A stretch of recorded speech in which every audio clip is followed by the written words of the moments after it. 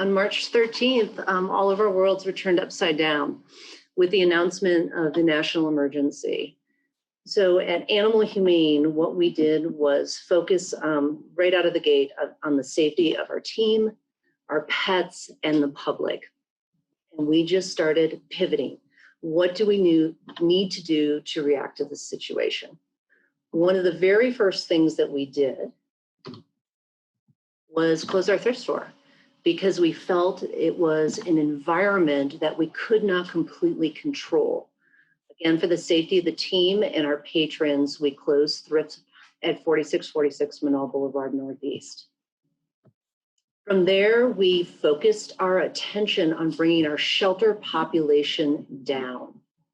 At that time, we had 125 pets at our main campus, more at our West Side location, and about 30 pets in foster care.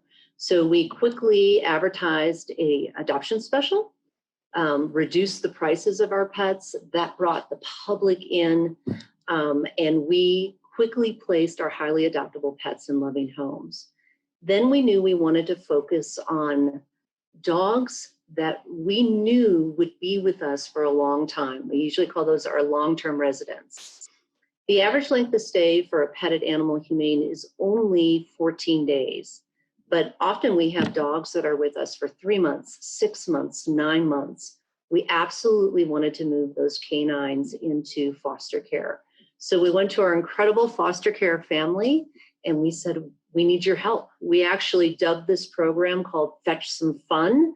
It was originally initiated for a sleepover program for long-term dogs, but we were advertising it as these dogs may be with you for 2 weeks or longer. We went to our foster care community. Within a few hours, more than 19 of them responded, but we were able to place 19 long-term canine residents in foster care homes the very next day. Then we did something we never thought we would do ever. We launched a program called Percation. And what we were trying to do is to place our adult cats that we knew would be with us for a while in foster homes because we wanted to move these pets off our shelter campus. There were 20 of those cats. Same thing happened. We went to our foster care community. Within a few hours, people responded, and we moved those felines into loving homes. So within a few weeks at Animal Humane, we had 140 pets, adult pets, in foster care, and only 31 pets on our main campus. So we absolutely just flipped the mix. We started recruiting more foster care parents on social media and received hundreds of applications. And so through this entire process, we've actually increased the capacity of our foster care network. Somewhere in the mix of all of this, we ended up closing our West Side location because what we were experiencing was very few adopters were going to the West Side location, but all of them were still very enthusiastic and felt safe with our new cleaning protocols at our main campus, visiting our pets here. So, but then on March 23rd, the governor announced her health directive and her stay-at-home initiative. So we halted adoptions because they were deemed non-essential by the state, and we began focusing our attention on what services could we provide. We also ended up closing our daycare and boarding around the same time, just for a safety mechanism. And then also daycare had fallen off, and boarding seemed very risky because people were probably flying in to retrieve their pets. So what could we do in the early weeks of COVID-19? We focused heavily on our pet food bank because the need had just skyrocketed. Initially, we were a little nervous that we might not be able to meet that increased demand, but we have every day.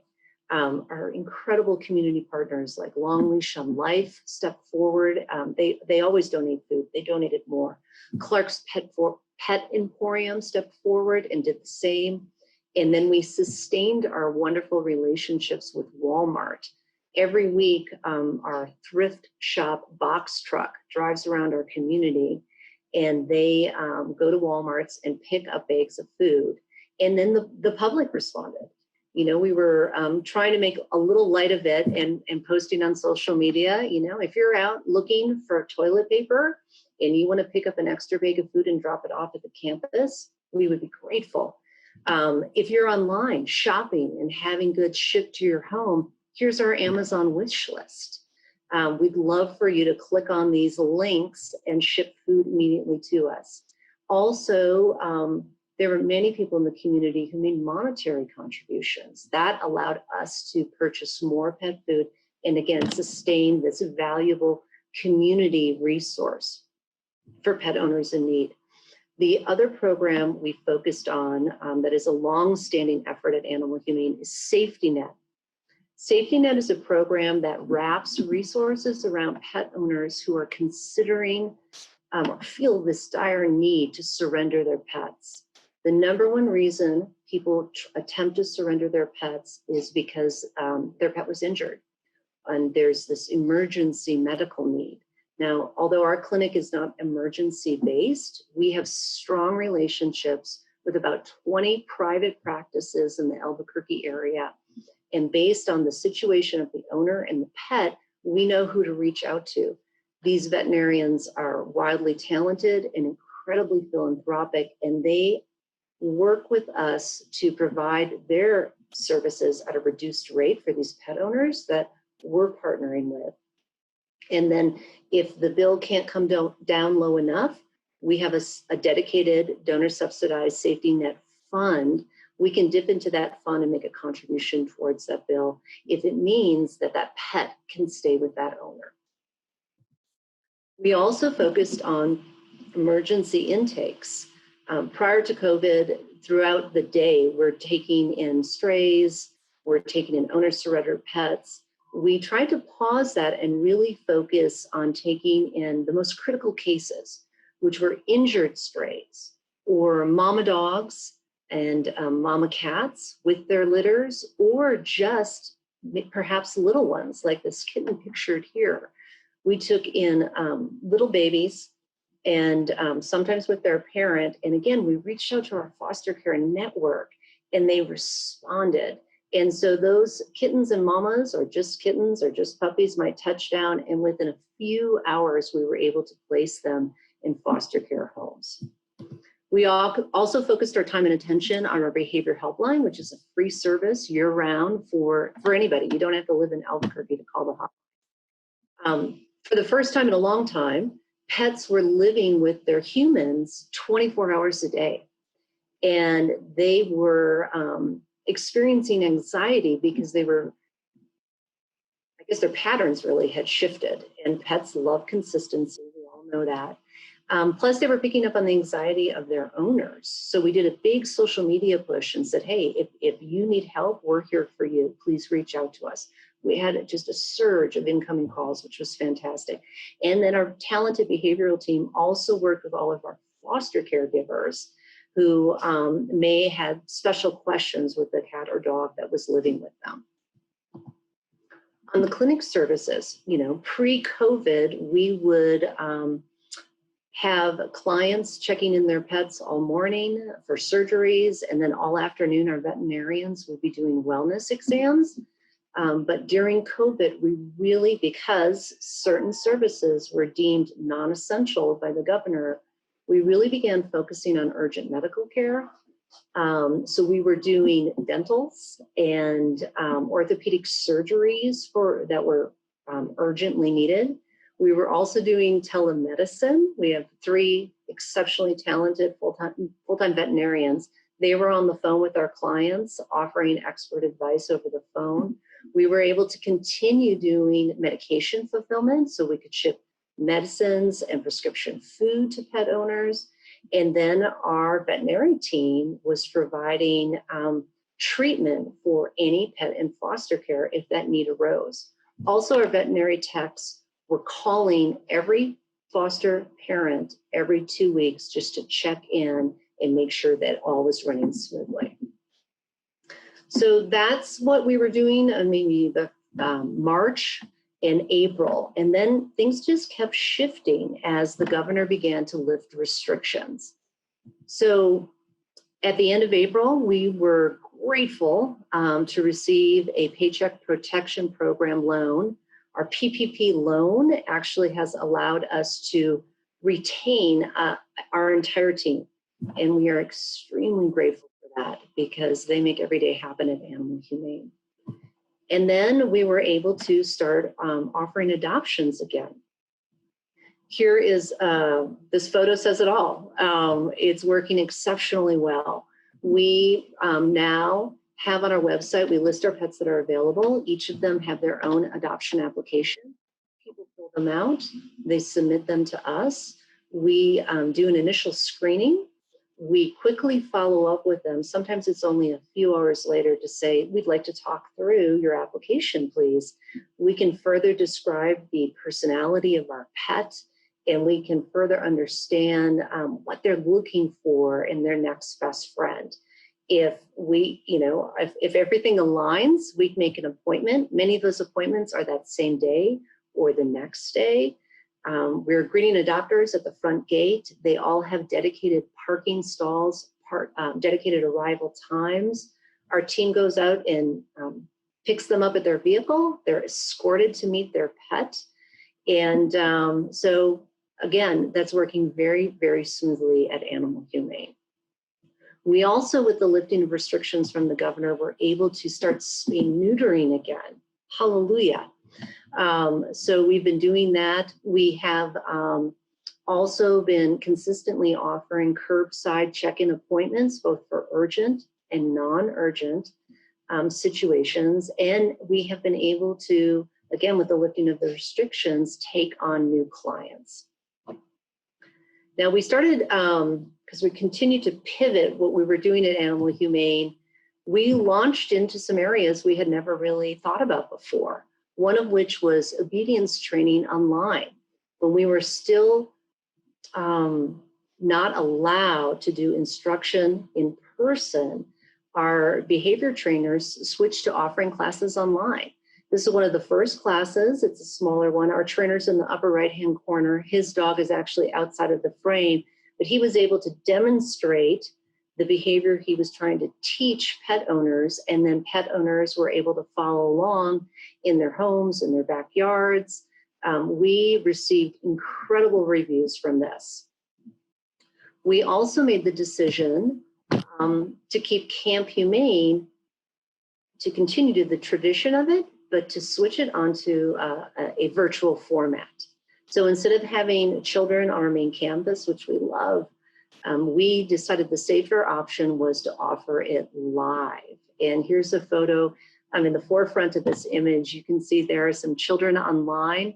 And then in the background, the two green t-shirts, those are two of our humane educators who are being assisted by two dogs that I'm thinking just finished their session and now are taking a little respite before they take the camera again. And we, again, have received incredible reviews, one of which is right here. So for Camp Humane, we mailed booklets to all of our campers. We mailed them t-shirts in advance. There was a special Camp Humane portal designed, and there were many videos where the students could watch the video from their home and follow along with our educators. There were also videos that the students were able to just do on their own. So now we're back into May, almost 2+ months into COVID, and we're able to start reopening things because of the governor's lifting more of our restrictions. We opened daycare on May 7th. We're not allowing the public inside, so that's providing added comfort for them and for our staff. We have these wonderful airlock entrances and exits at the center daycare and boarding. So now our owners can come in, open a door, let their dog in, take off their leash and collar, shut the door. Then on the other side, on the interior of the building, we're able to open it, leash their dog safely, and then check them into boarding or check them into daycare. We have experienced just enthusiastic return of our clients, which is fantastic. We also were blessed to have some free billboards around town from Lamar Outdoor, one of which is at the Big I. And because of that, we are getting just a record number of new people who are bringing their dogs in for interviews and being vetted for daycare and boarding. So that's an incredible, fortunate outcome. We opened agility training on May 29th. Enthusiastically, 100 of our agility students, nearly all of them, returned. And this instruction is offered outside. We have wonderful safety and cleaning protocols in place that were communicated with them. And they were excited to return and get back on the grass fields. We reopened boarding on June 8th. The very next week, all 19 of our boarding suites were booked for the 4th of July weekend. So again, the public responded and came back. And then we opened our thrift store. So on June 8th as well. So this is an incredible revenue generating stream for us. And thrift is looking a little different now. We've always had 2 entrances on the north side of our store, but we only ever used one of them. Now we're using both. So we are regulating how many people can be in the store per the square foot restrictions that are shared with us from the state. We're asking everybody to wear a mask. We are wearing a mask as our team as well. But people come in, there's a one-way flow. Thrift was reorganized just to have this flow that makes sense. You can pull out into housewares or vinyl records or the books wherever you want to, but then the rest of the public can continue to flow through with their shopping and easily reach the checkout counter. So we're ecstatic to have Thrift back open, and we have, we're only open 6 days right now, Monday through Saturday, not Sunday, but we are tracking at our historical sales levels prior to COVID, which is, again, another blessing. Other programs at Animal Humane, we were able to restart Project Fetch, just the routine transfers. Project Fetch is a program where we transfer in at-risk pets at rural shelters primarily throughout the state of New Mexico. We did do emergency transfers throughout COVID, but we've now turned back on the program. We're also taking in non-emergency owner surrenders, and that need has really grown post-COVID. There are lots of families who feel like they can no longer afford to take care of their pet. So we are working through that. Is it safety net? Is there a pet food bank? Is there a low-cost clinic? And if none of those options are fit for them, of course, we welcome their pets and rehome them. We also restarted, I should say, Cats Around Town. Cats Around Town is a program where we place adult felines in retail areas around the metro area of Albuquerque. And those owners of those stores and the staff of those stores really become adoption advisors for our feline cats. Prior to COVID, we had 8 locations in operation. Currently, we have turned 2 of those locations back on with tremendous success. We're now posting our Cats Around Town felines on our organizational website. We never did that before. I don't know why, but it makes total sense because the cats are moving even faster. For example, Jack and Rascals is one of our 2 cat partners online. Our cats are being adopted out of that location under 4 days. And then Clark's Pet Emporium is the second location, and cats are being adopted from that site in less than 1 day. And now we're turning back on our in-person obedience training at the center, but we're going to keep our online classes as well because it allowed us to reach an audience that would never drive here before or an audience that lives outside of Albuquerque. And then coming soon, we will be reopening our West Side location. We anticipate doing that in July. So what did we learn? There have been countless lessons. There's no lack of opportunity to learn something new during COVID and to stay flexible and, again, pivot. So what have we learned? We learned that adult cats don't mind foster care. This is a photo of Honey. This sweet girl obviously felt extremely comfortable in her foster care home. And we received a variety of photos of Honey just being a total hoot and comfortable in her own fur, which was fantastic. So she spent several weeks with this loving home, or in this loving home with this loving family. And then she was returned to us and quickly adopted. Of course, we knew this, that our pets are irresistible. But the photos online are encouraging people to reach out to us. And then the public's coming in and they're embracing our new methods. And there are lots of wins that are coming out of this adoption by appointment method.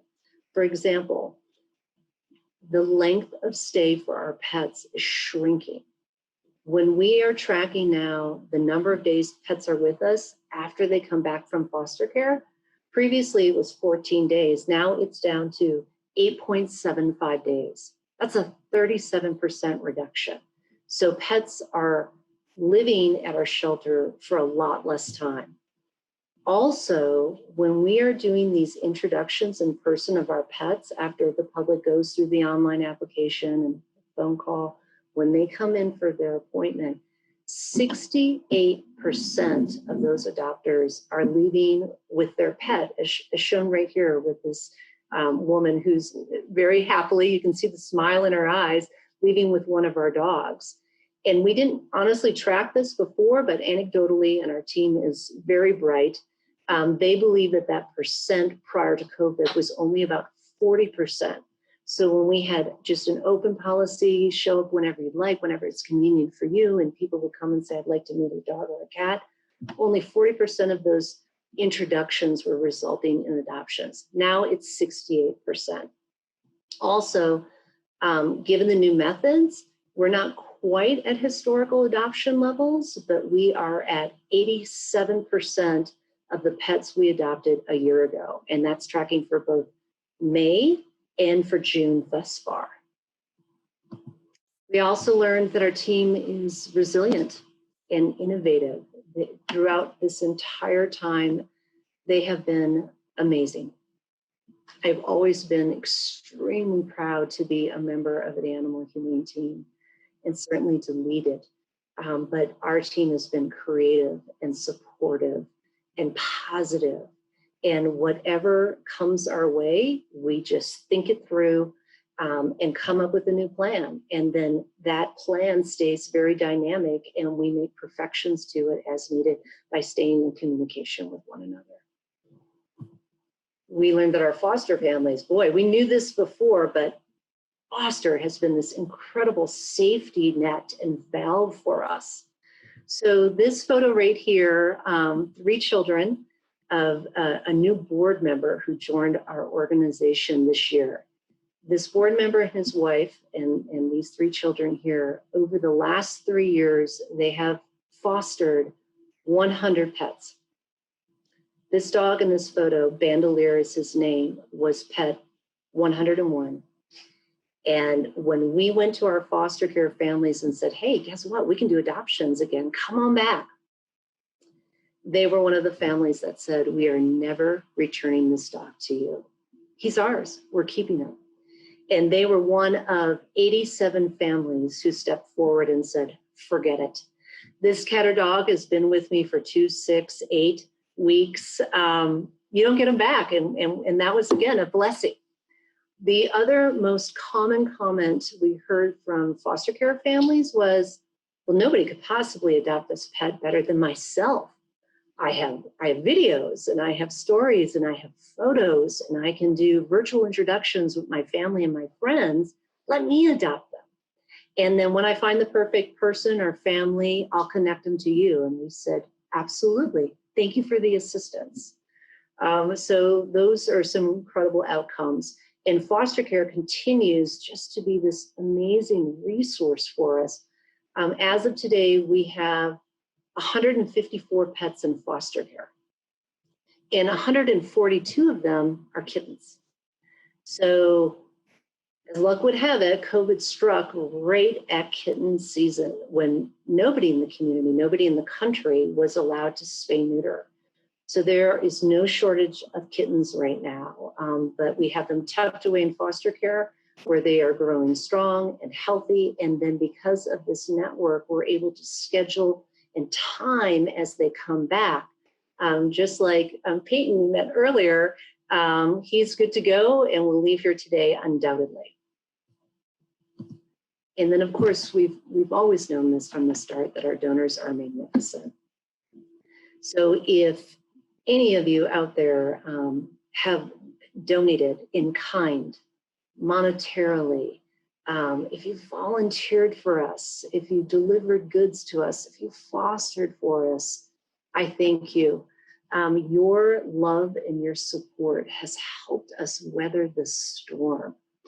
Also, all of you listening, I know that you have included us in your estate plans, and I thank you for that. I hope that we don't realize those gifts for years, decades to come, because I want all of you to continue living happy and healthy lives. But I must share that estate gifts have been another safety net for Animal Humane. Planned giving this fiscal year, which ends on June 30th, has been phenomenal.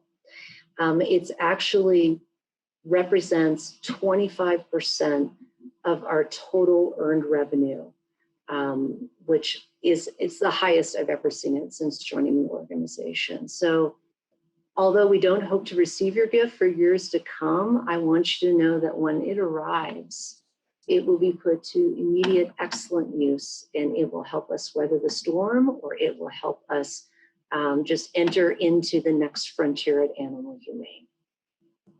So with that, I just want to conclude by saying thank you. Thank you for joining us.